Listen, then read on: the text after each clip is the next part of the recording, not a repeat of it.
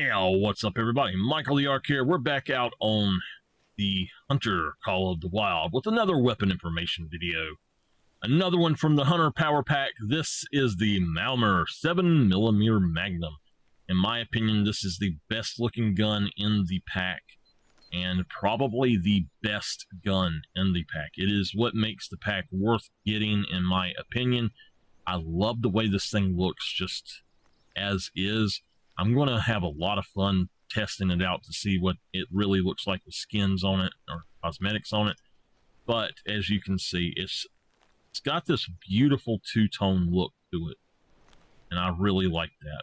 Now, it has a different look to the iron sights that the others don't really have, and we will be comparing it to the original 7mm. So let's get over here and take a look. All right, so let's check out the differences and the stats of this one versus the other 7mm. So this 7mm is the Malmer 7mm Magnum, and it is coming in at 3.5 units of weight. It has 3 rounds, accuracy 35, recoil 85, reload speed of 40, hip shot of 25, and it is free with the pack. Now, let's go ahead and look here. If you look at this one unlocks whenever you start the game, basically, and this is my favorite look, my favorite weapon in the game as far as looks go, unless it is the Rayo. So it's going to be hard to impress me beyond that on looks, but if you look at this, I love the way this rifle looks. It has got to be one of the most unique looking rifles with that two-tone.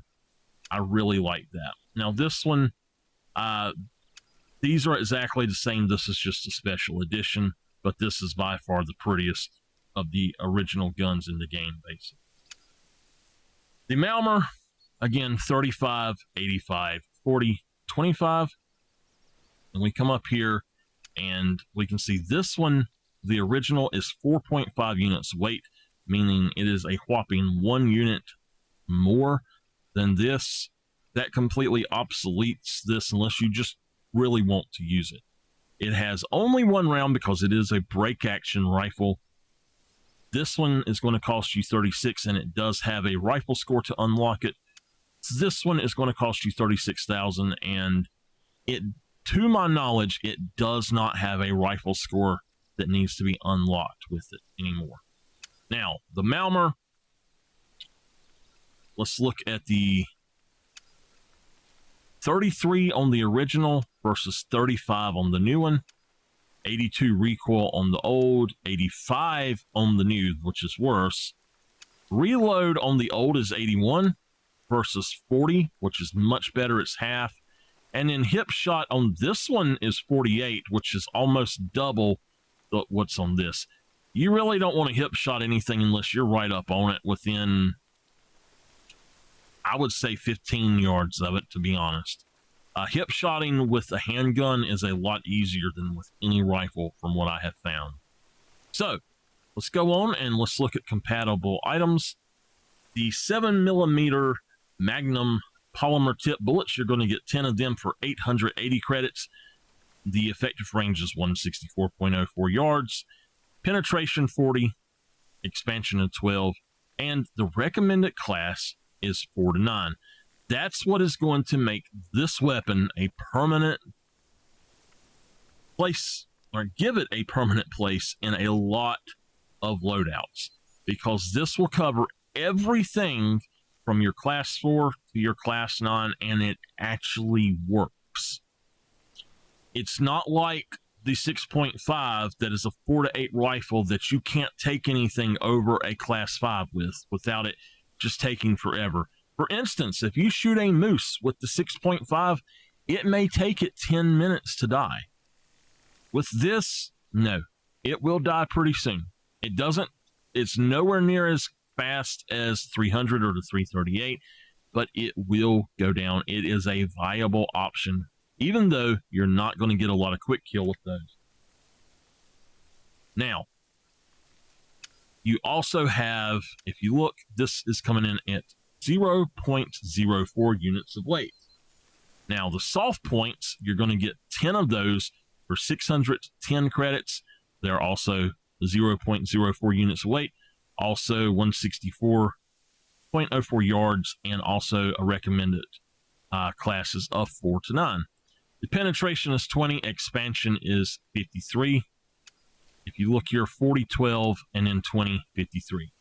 So this one is compatible with the Argus, Ascent, Gen Zero, Hyperion, the True Vision, and the Red Raptor. Now, unlike the 308, the other model also has, let's see here, has a True Vision as well, which is the Model R7. So it is comparable to that as well. So let's just go back in here, and this is actually not a bad thing. If you really want to hunt with iron sights, I would absolutely recommend the True Vision on it. They are really good. So I am going to make this rain go away magically, and we are going to jump into the range. So we have it set at 50 meters. Let's set it to 82. First, let's do it without anything, just regular iron sights.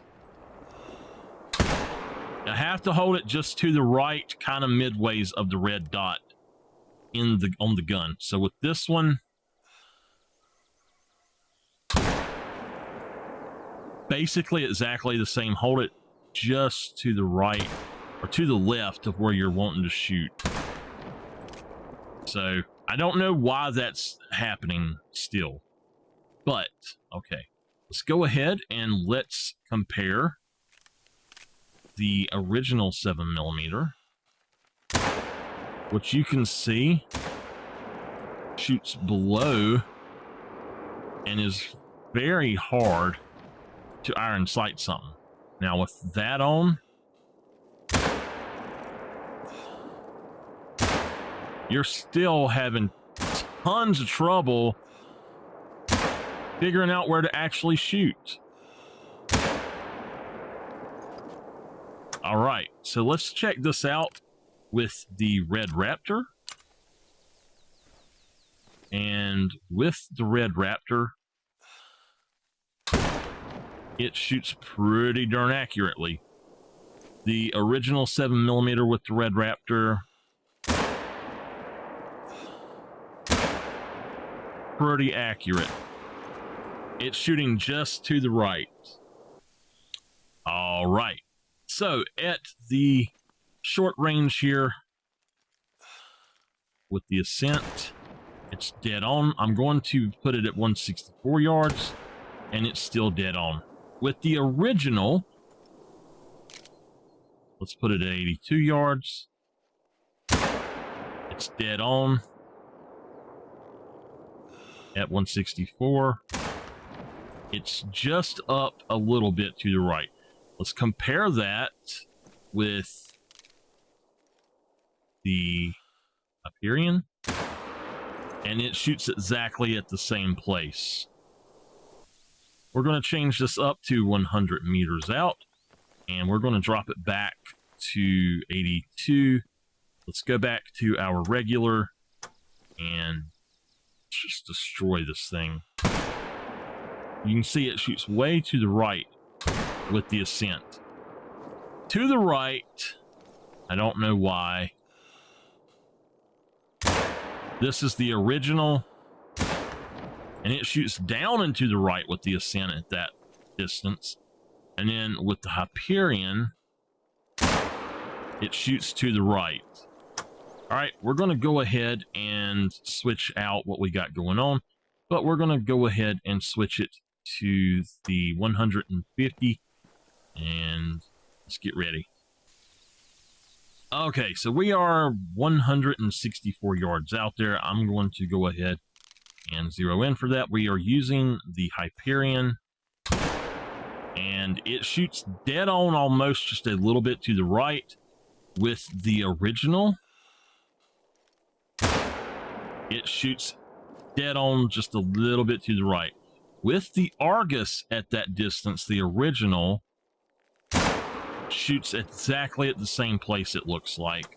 So let's go ahead and switch these out to the 300 meters and see how well this does to start with. So we've got our Hyperion on the new one,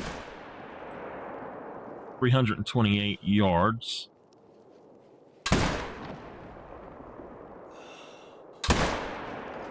You can see it's pretty much exactly just to the right of where I'm putting it.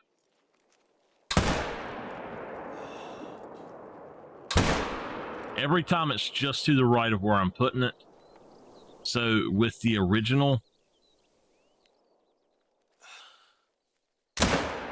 it is directly to the right of where I'm putting it.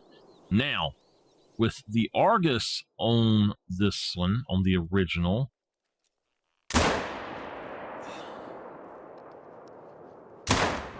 it is just to the right, a little bit further off than where I was putting it.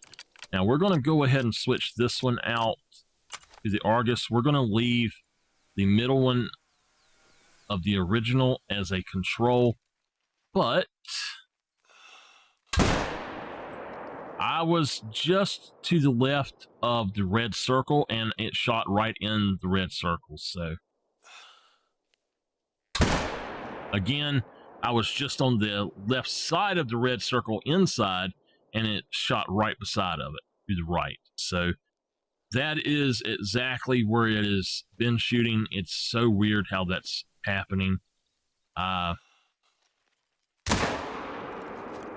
It's actually, the old one is more accurate in my opinion at that distance. We're going to set this to 150 meters, 164 yards again. And this is the new one. And you can see it is just to the right of it. I hope they fix that. I really hope they fix that. The original 7mm is more accurate with... I would say that with the Argus, the original is more accurate, but it's exactly the same with the Hyperion on both of those. All right, let's go ahead in here. Let's get it set up for the long shot. How far do we have to shoot? So, out there. All right. I just held it the top of the black circle.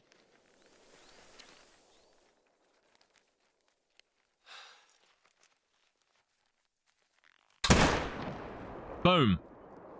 With the 7mm, if you want to hit 400 meters out, you need to hold just above the center point between center and the first dot down, and you will hit it perfectly. This is a beautiful weapon, and I cannot wait to go for hunts with it. I will see y'all in the next. If you like my content, please don't forget to like, subscribe, and comment.